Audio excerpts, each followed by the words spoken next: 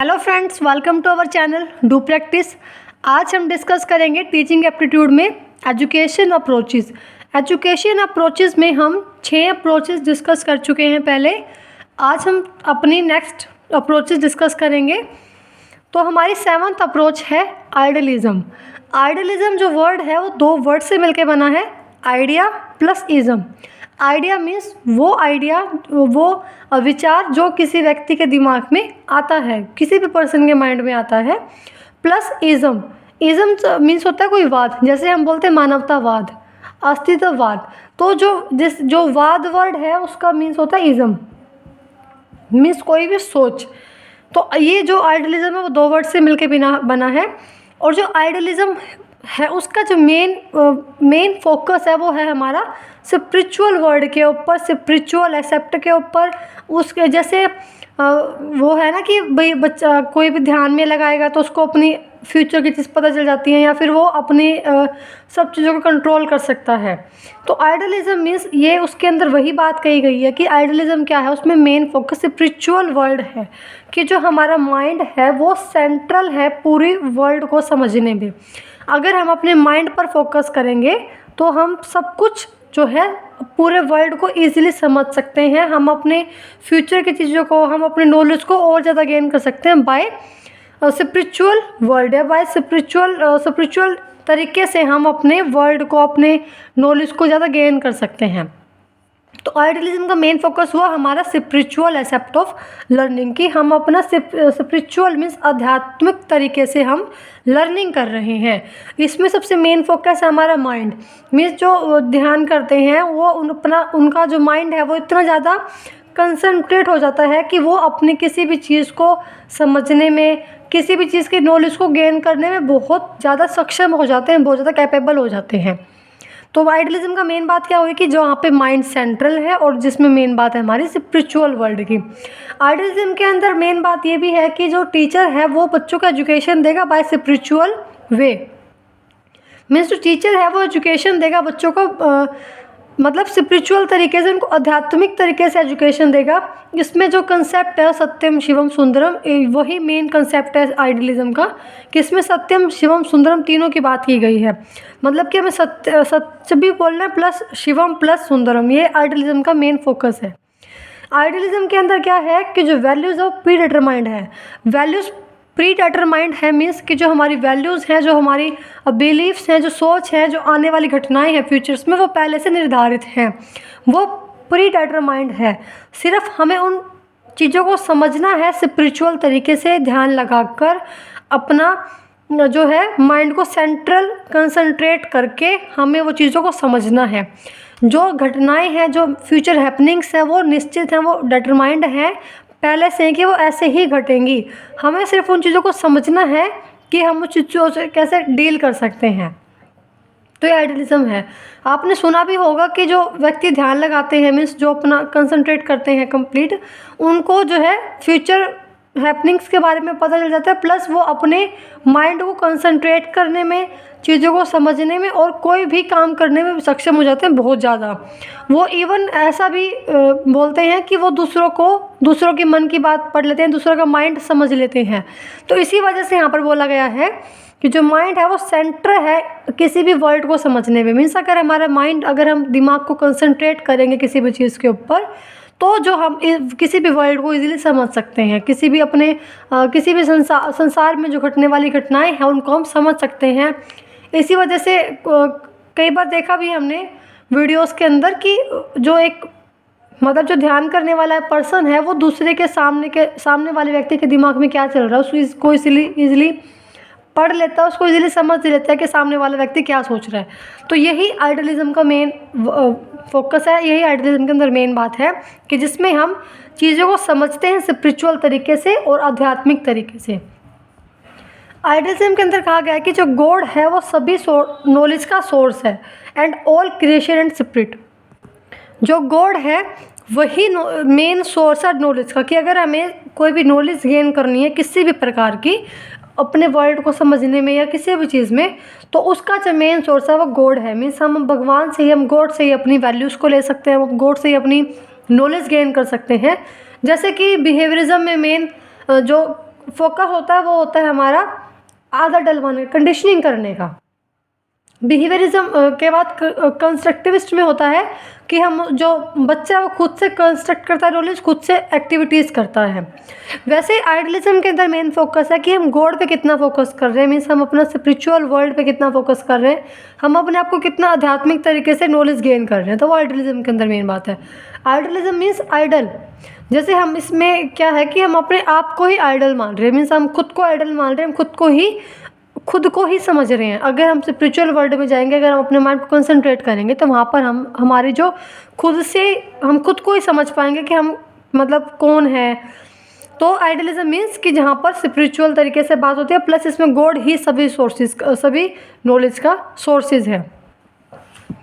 Idealism के अंदर बोला गया कि man has a superior nature, कि मैन का ही एक ऐसा नेचर है जिसके मतलब जो सभी चीज़ों को समझ सकता है स्पिरिचुअल तरीके से। इसमें जो टीचर है वो भी बच्चों को एजुकेशन देती है तो वो स्पिरिचुअल तरीके से देती है, मतलब कि एक स्कूल में एक ऐसा माहौल बनाया गया, ऐसा इन्वायरमेंट बनाया गया है कि जो टीचर है वो बच्चों को साथ साथ स्पिरिचुअल तरीके से उनको जो है नॉलेज देगी, उनको एजुकेशन करवाएगी, उनको स्टडी करवाएगी। आइडियलिज्म के जो मेन थिंकर्स हैं वो फ्रोबल, कांत, श्री अरबिंदो, प्लूटो, विवेकानंद एंड स्वामी दयानंद जो हैं मेन थिंकर्स आइडियलिज्म के। कई बार जो है हमारे पेपर में जस्ट थिंकर्स पूछ ले जाते हैं कि आइडियलिज्म के पीछे कौन कौन थिंकर्स हैं। तो प्लूटो है सबसे पहले, उन्होंने इस चीज़ को साथ दिया था इन्होंने कि आइडियलिज्म जो है इसके पीछे मेन रीज़न है स्पिरिचुअल वर्ल्ड का और गॉड का। जो हमारी वैल्यूज़ हैं पहले से निर्धारित है, हमें जस्ट उस चीज़ को समझना है ध्यान लगाकर, माइंड को कंसंट्रेट करके। नेक्स्ट अप्रोच है हमारी एंड लास्ट अप्रोच है एजुकेशन की, एक्सिस्टेंटाइलिज्म। जो एक्सिस्टेंटाइलिज्म के अंदर ऐसा कहा गया है, इसके पहले बात तो हमें वर्ड से पता चल रहा है कि फर्स्ट वर्ड क्या है, existence. Existent that mean existence, कि किसी भी मनुष्य का कुछ ना कुछ अस्तित्व होता है, कुछ ना कुछ उसका एग्जिस्टेंस होता है। इससे पहले वाले जितने भी अप्रोचेज़ हैं उसमें हमने किसी न किसी चीज़ पर फोकस किया, बट हमने वहाँ पर ह्यूमन को फोकस नहीं किया। हमने कहीं पर बिहेवियर को फोकस किया है, कहीं पर गॉड को फोकस किया है, कहीं पर नेचर को फोकस किया है, कहीं पर जस्ट सेंसेस को फोकस किया, कहीं पर एक्टिविटीज़ को फोकस किया है। बट अगर ह्यूमन ही ना हो, ह्यूमन का कुछ एक्सिस्टेंस ही ना हो तो कुछ भी काम नहीं आएगा, ना कोई एक्टिविटी कर पाएगा, ना कोई बिहेवियर को कंडीशन कर पाएगा, कुछ भी नहीं होगा। तो मेन फोकस किस पर होना चाहिए हमारा, एग्जिस्टेंटाइलिज्म पर। मतलब इसके अंदर ये बात कही गई है कि जो ह्यूमन है, जो इंडिविजुअल है, उसका कुछ ना कुछ एग्जिस्टेंस है, हम उसको इग्नोर नहीं कर सकते। वो उसके कुछ इंडिविजुअल डिफरेंसेस है, उसको खुद की फ्रीडम मिलनी चाहिए, वो खुद से अपनी नॉलेज गेन कर सकता है।